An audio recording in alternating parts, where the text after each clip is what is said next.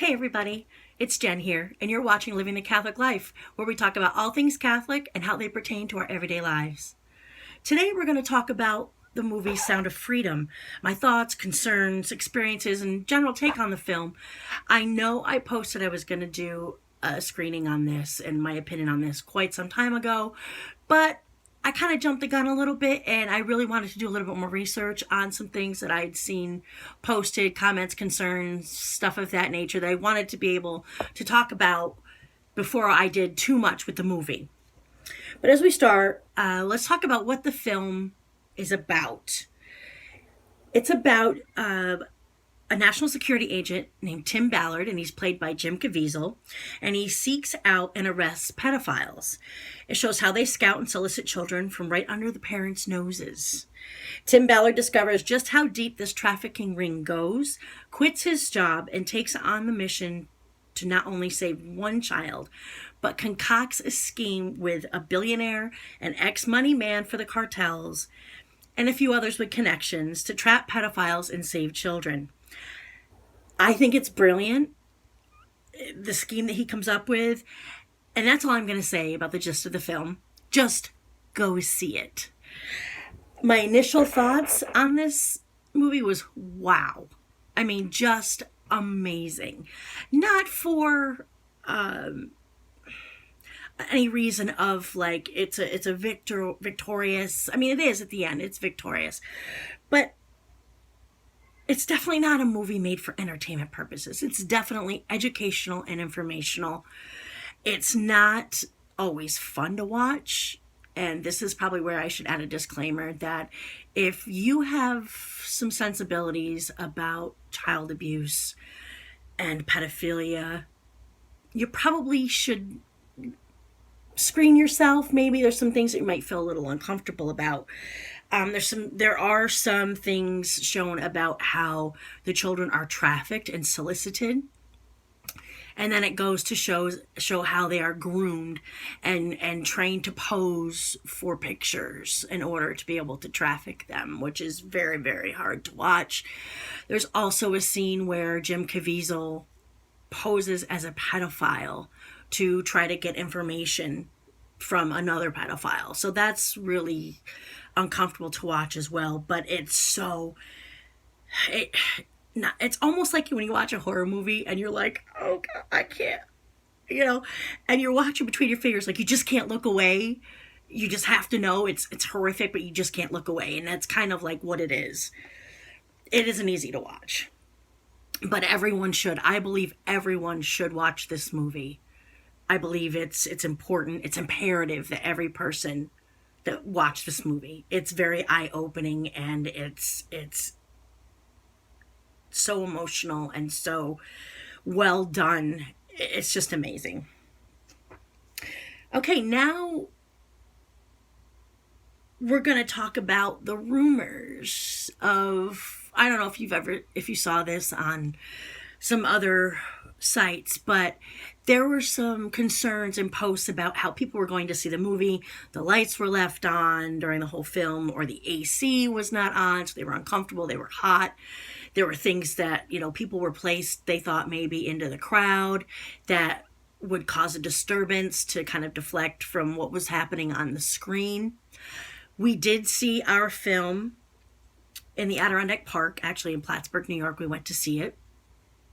And when we got there purposely a little bit later, because we don't like to watch 20 minutes of trailers before the movie starts. So, obviously most people were already in there 20 minutes. We walk in the theater. It was warm. The AC was not on. The lights were off, but there was a little bit of a distraction. There was someone in the back kind of commenting, making noise, something of that nature. I tried to block it out, so I didn't get too involved with that. But we did finally say enough is enough, went up and asked them to turn the air conditioning on, and they did. So it wasn't like they just didn't say, no, or that it's broken. We didn't get that spiel like a lot of people have. But I will say that the air conditioning was not on, and I've never experienced that in a movie theater situation, even in the wintertime. So, I mean, I could be wrong if you've experienced, where you've been in a movie theater where the AC wasn't on, let me know. But to me, it just seemed odd. I'd never personally experienced that. Now we're going to move on to some concerns that I'd seen posted about the film. Granted, some of these posts were posted on my page about the film, and admittedly, the concerns were posted without seeing the film. And I do have to say, since then, this person still has not seen the film, or these people have not seen the film and went to go see Barbie, I rest my case. But anyways, here are some of the concerns that they had. The first one was that it seemed to be a lot of money spent on rescuing one child, because maybe in the trailer they had the misconception that this was all government money spent on one child. It is not government money spent on one child. As a matter of fact, the government would not support this movement by Tim Ballard. The movie portrays and says that the National Security Agency only arrests pedophiles. They're only out to get the pedophiles. They're not out to help the children or save the children. They're out to get the pedophiles. That's where Tim Ballard had a problem. He had an issue with it. He tried to get his boss to extend that, and he did, but it didn't work. Told him to come home. That's why he quit his job. That's when he started the scheme with the billionaire. So there was no government money really spent in this whole operation. So that misconception is debunked. That is not true. The next was a concern that there was no rehabilitation offered to survivors. And that's correct. As far as the government is concerned, there is no rehabilitation offered to anyone. However, Tim Ballard did start the Underground Railroad project, which does offer rehabilitation to survivors, along with rescuing them from being trafficked, from their horrid situations. And that is a separate entity. It is not owned by the U.S. government. They do not run it. It is a separate entity. There was another concern that I really had trouble swallowing this one. It's the concept of unintended consequences, which means if we help these people and these traffickers, it is going to subsequently and unintentionally make repercussions that affect another group. Like, for instance, we start pushing down on the drug traffickers, then they realize that they can start trafficking children. And I see the concept there, but I'm sorry, where children are involved, you just can't look at things that way. You have got to save the children. It's one thing if an adult is involved in drugs and can't, wean themselves off of them or whatever. They're adults. They have the right to make the decision. These children never have a say, never had a say, never will have a say. It is unfair to say, well, if we just help these people, then we're just going to have a problem somewhere else. To me, that is just absolutely disgusting. And it's just inconceivable for me to even consider that as a consequence. I mean, we just have to do this to save these children, and what happens, and then we have to deal with it, and that's just all there is to it. The government is not going to do it. Let's put it that way. The government is not going to do that.